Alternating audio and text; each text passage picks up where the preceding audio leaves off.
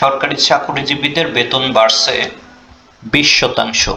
হ্যাঁ দর্শক, এইরকম একটি সংবাদ প্রকাশিত হয়েছে দৈনিক শিক্ষা.com 2 জুন 2025 তারিখে। চলুন জেনে নিই সংবাদের বিস্তারিত।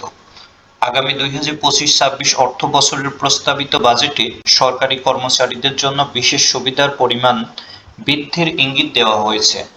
বাজেট প্রস্তাব অনুযায়ী আগামী জুলাই মাস থেকে সরকারি কর্মচারীদের বেতন 15 থেকে 20% পর্যন্ত বাড়তে পারে। তবে ঠিক কত শতাংশ হারে এই সুবিধা বাড়ানো হবে তা বাজেট বক্তৃতায় স্পষ্ট উল্লেখ করা হয়নি। সোমবার 2 জুন জাতীয় সংসদে বাজেট উপস্থাপনকালে অর্থ উপদেষ্টা ডক্টর সালেহউদ্দিন আহমেদ এই ঘোষণা দেন। অর্থ উপদেষ্টা ডক্টর সালেহউদ্দিন আহমেদ বলেন, 2015 খ্রিস্টাব্দের পর থেকে সরকারি কর্মচারীদের জন্য কোনো নতুন বেতন কাঠামো প্রণয়ন করা হয়নি।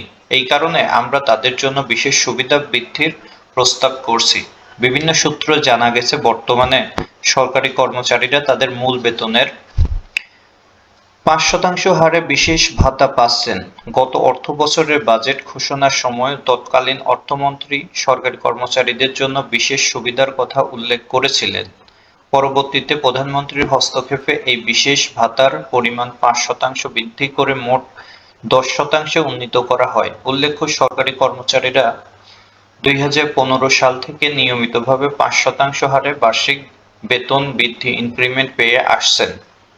এর পাশাপাশি 2023 সালের জুলাই মাস থেকে অতিরিক্ত 5% হারে একটি বিশেষ প্রণোদনাও চালু হয়েছে, যা বর্তমানে বহাল রয়েছে।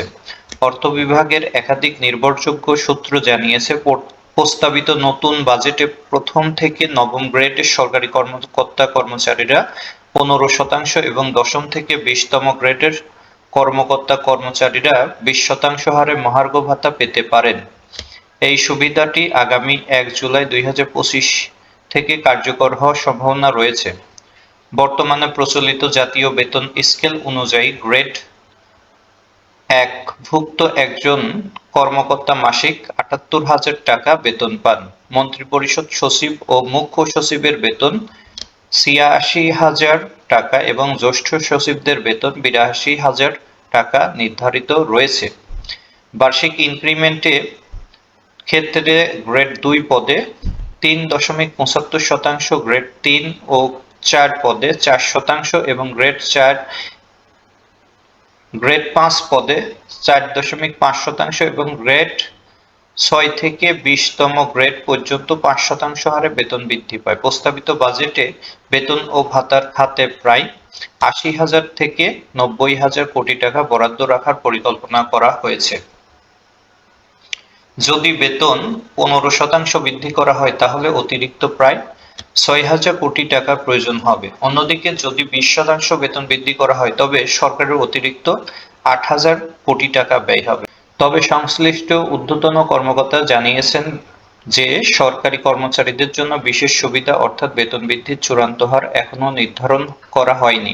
এই বিষয়ে আরও আলোচনা ও পর্যালোচনার পরেই সুনির্দিষ্ট ঘোষণা আসবে বলে আশা করা যাচ্ছে। এই প্রস্তাবিত বেতন বৃদ্ধি সরকারি কর্মচারীদের জন্য একটি বড় ধরনের আর্থিক সহায়ক হবে বলে মনে করা হচ্ছে। দীর্ঘদিন ধরে নতুন বেতন কাঠামো না থাকায় এবং দ্রব্যমূল্যের ঊর্ধ্বগতির কারণে সরকারি কর্মচারীরা কিছুটা আর্থিক চাপের মধ্যে ছিলেন।